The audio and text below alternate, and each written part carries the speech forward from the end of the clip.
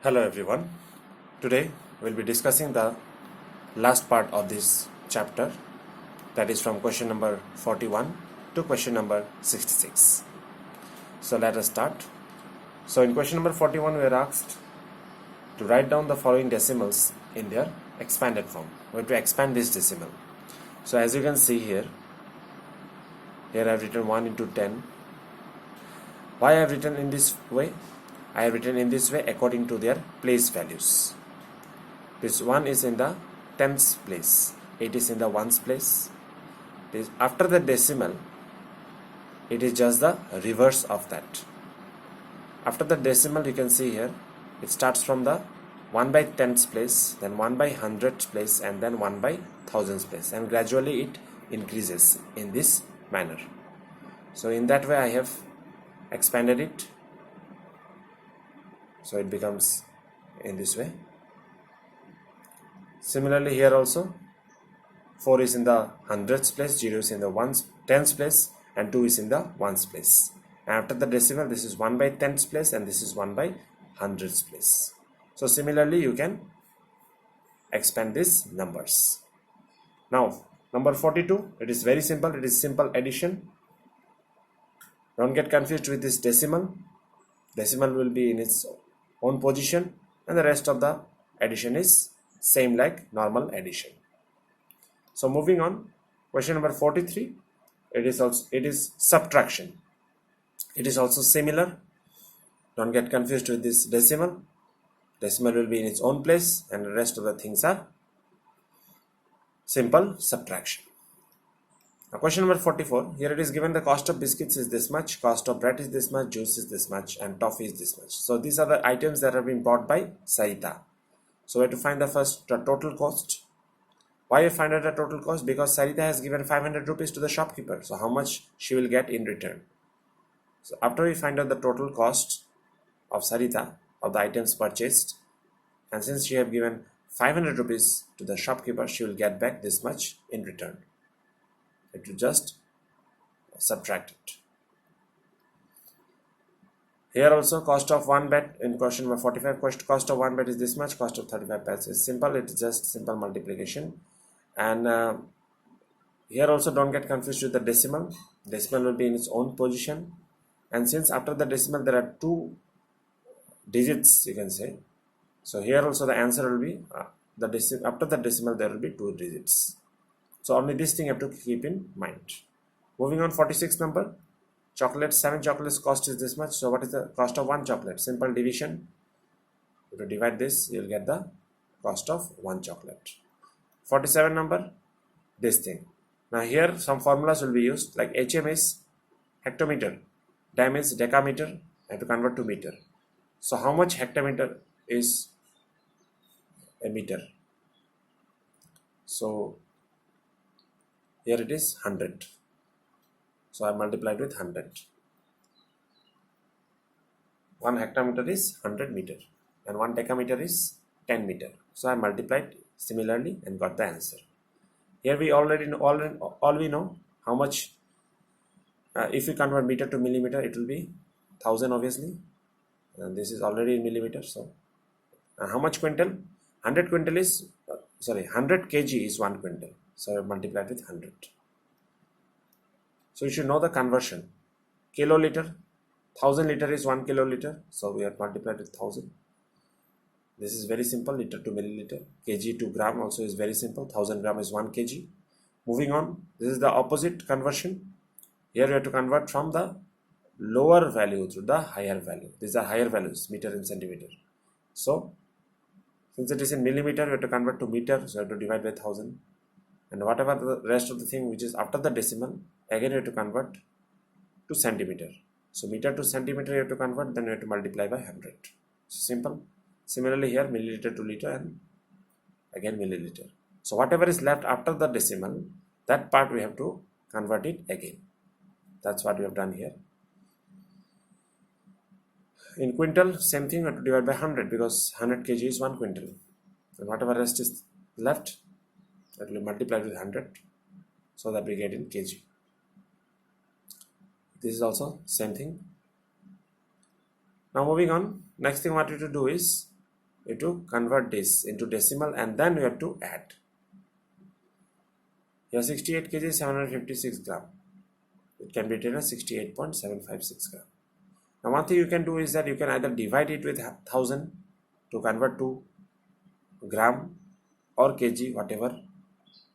But the easiest method I would say is whatever is given here, just put a point here. Since this is in gram, this is in kg, so you have to put a point here. Similarly here also. And then rest of the addition is simple. It is just like normal addition. Now here also, whatever is given, just put a point here. That's the easiest method I would tell. Just to put a point and do the addition. That's it. Similarly here, as well as here. Now moving on, question number 50. Here you have to subtract. The rest of the things are as it is, just here we have to subtract, nothing else. So just put a point whenever there is a change of the units. Kilometer, meter, just put a point. Kilometer will be kilometer, meter will be meter. This point will distinguish them. Now question number 51. One electrician has bought a wire of 500 meter. He have given this much wire to the first customer, this much wire to the second customer. So how much wire did he get? This much. And how much is left? That is the question. So this much is left. And as we know, after the point, since it is totally in meter, so this much 297 it will be in meter, and after the point it will be in centimeter. Lower unit. 52 number, pulses. When the tin is full of pulses, this is the weight of the tin, and when the tin is empty, this is just the weight of the container or the tin. So how much pulses were there inside the container? So just you have to subtract. Similarly, in question number 53 also same thing. An oil tanker can contain this much liter. So already this much liter is there. How much can be more added to it? So this much you have to just subtract it, and this much liter we can add more to that container or the tanker. Now next question is asked is which of the following figures are polygons? So these are the polygons. Now what is a polygon? Here one fill in the blanks is also given. A polygon is formed of 3 or more line segments.